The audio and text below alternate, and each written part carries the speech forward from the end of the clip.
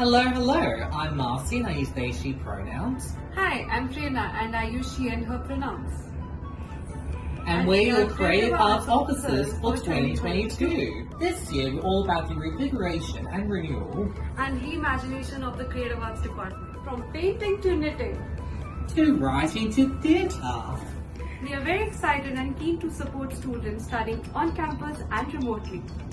And help students make, support and share art that is sustainable, accessible, safe and fun. We have so many great initiatives and events planned for 2022. Such as our grant rounds that financially support you with your creative projects. And the weekly collective to bring our creative arts community together and bond over the shared interest of creative expression.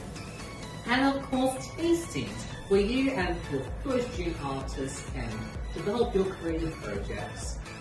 And get a professional mentor to support you in your thesis project.